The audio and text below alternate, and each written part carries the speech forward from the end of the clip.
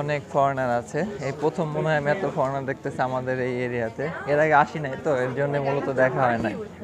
তো আজকে আসলাম এরকম একটা সুন্দর এরিয়াতে, যার জন্য এত মানে কি বলবো অনেক কৌতূহল জেগে গেছে।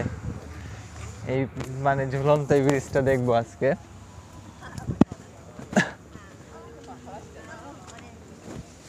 ব্রিজের এই দেখা যাচ্ছে, তার দেখা যাচ্ছে। এখানে টিকিট কেটে ঢুকতে হয়? ও, জানতামই না টিকিটও কাটতে হয়।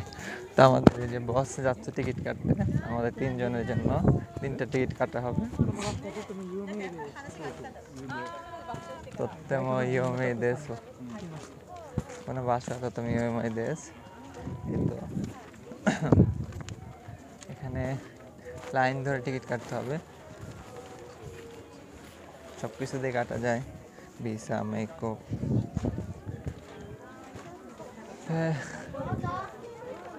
100 টিকিট কত করে জানি না, তো এখন টিকিট কাটতে হবে। সবাই লাইনে আছি, লাইন থেকে টিকিট কেটে তারপর ঢুকতে হবে।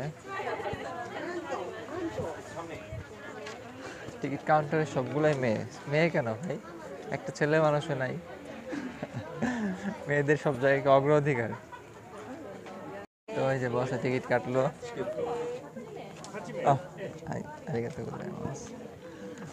তো এইটা হলো টিকিট। এই টিকিটের মূল্য 1300 টাকা করে টিকিট।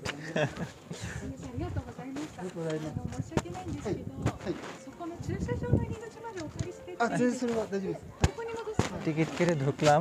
সত্যি এত সুন্দর জায়গাটা, জাপান আসার পর আমি প্রথম দেখতেছি সুন্দর জায়গা।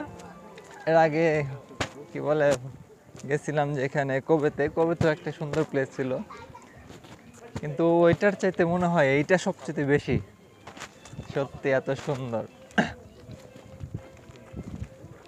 এখানে না আসলে কেউ বুঝতে পারবে না, জায়গাটার ফিলটা নিতে পারবে না।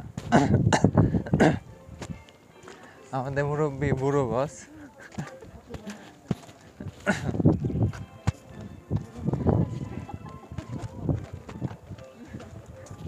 1300 টাকা করে টিকিট ভাই। এই টিকিট কেটে এখানে ভিউ দেখতে আসছে শুধু মানুষ, শুধু ভিউ আর কিচ্ছু না।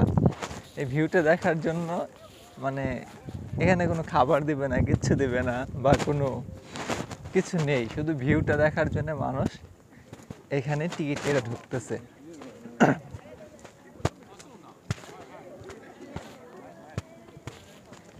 এই যে সেই ফুজি পাহাড়, আমার এরিয়ার থেকে ভালো দেখা যায়।